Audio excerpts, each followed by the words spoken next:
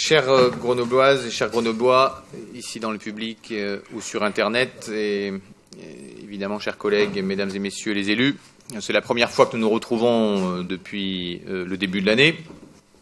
Et c'est donc l'occasion pour moi de vous adresser mes vœux à la fois d'épanouissement personnel et de réussite en commun. L'année 2015 a été éprouvante pour tous, une année de bouleversements internationaux et nationaux. Notre communauté nationale a été mise à l'épreuve. Elle continue à l'être. Et aux nombreux défis déjà présents devant nous, ces drames de l'année 2015 ont rendu palpable un défi majeur. Comment nous protéger sans nous renier? Comment nous défendre sans nous perdre?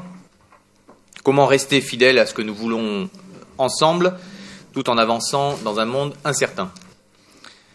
Et le défi auquel nous devons faire face, c'est bien celui de protéger, de faire durer ce qui est essentiel à nos yeux, pour nous Grenoblois, pour nous Français, pour nous Européens, nos espaces politiques démocratiques.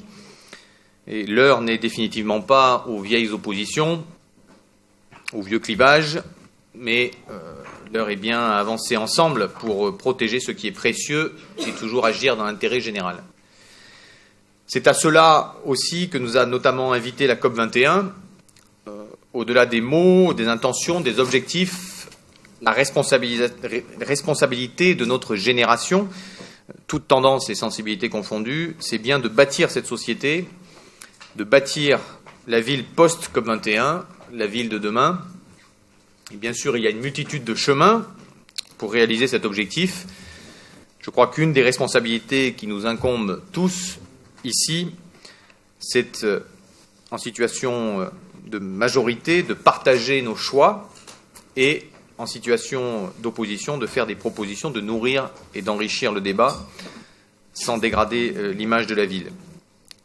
Car dans ce cas, évidemment, le Grenoble que nous aimons tous serait pénalisé. Dans ce beau défi, la ville de Grenoble a de nombreux atouts,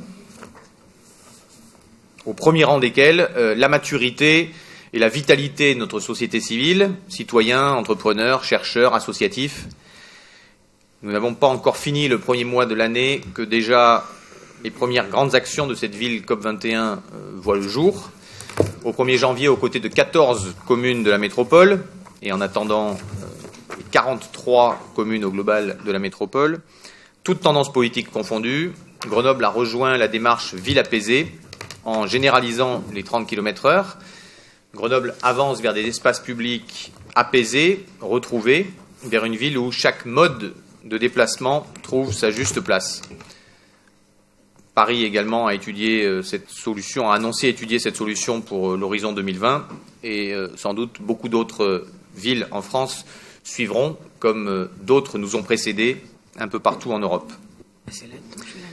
La semaine passée, aux côtés du président Ferrari et du président du syndicat mixte des transports en commun Montgaburu, nous avons dévoilé la première réalisation grenobloise du plan métropolitain cœur de ville, cœur de métropole.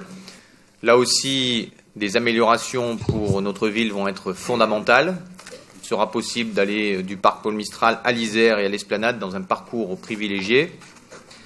De même que le centre-ville épousera pleinement sa vocation métropolitaine en tissant des liens et en rapprochant le quartier de Beaune du centre historique de notre ville. Une vocation métropolitaine et même au-delà, puisque, vous savez, notre bassin urbain, notre aire urbaine, rassemble 700 000 citoyens. Cet élargissement de notre cœur de ville générera une aire commerciale privilégiée, accessible, apaisée. Ces améliorations profiteront aux Grenoblois, bien sûr, mais à l'ensemble de ceux qui sont usagers de ce bassin de vie. Enfin, pas plus tard que ce week-end, avec l'acte 2 des Assises de la citoyenneté, Grenoble devient, là aussi, en France, première pour cette façon de faire avancer la participation citoyenne, puisque à partir de 2000 signatures récoltées en bonne et due forme, une pétition pourra soit déclencher une délibération et un débat dans cette assemblée, soit donner lieu à une votation partout dans la ville.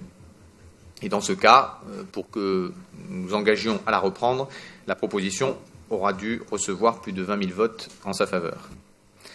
Par ces nouveaux outils qui viennent s'ajouter au Conseil citoyen indépendant, au budget participatif et surtout aux méthodes de travail au quotidien, Grenoble fait le choix d'une citoyenneté élargie et généreuse, au milieu d'un débat public national où les tentations de diviser la citoyenneté pour la réduire et pour la fragmenter. Grenoble est fier d'avancer pas à pas, modestement, vers plus de citoyenneté et donc vers plus de citoyens, puisque maintenant la participation démarre dès 16 ans, sans l'obligation d'être citoyen français. Pas à pas, Grenoble se transforme dans tous les domaines, puisque vous avez pu voir à la fois également les avancées dans le domaine universitaire, là aussi qui dépassent la ville de Grenoble, et touche bien son ensemble, son bassin de vie, de même que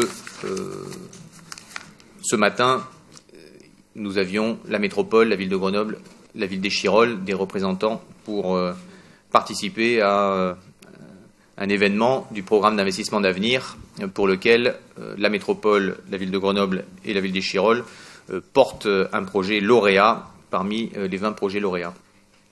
Au-delà de ces chantiers, le conseil municipal de ce soir est également riche d'avancées, que ce soit par le lancement du plan municipal de santé, élaboré avec tous les acteurs de la santé, par la création de la plateforme Ville de demain et par l'avancée du plan école, ainsi que par des nouveautés en matière de vitalité sportive dans notre ville. Et sans plus attendre, je vous propose de passer à l'ordre du jour pour bâtir ensemble cette ville post-COP21.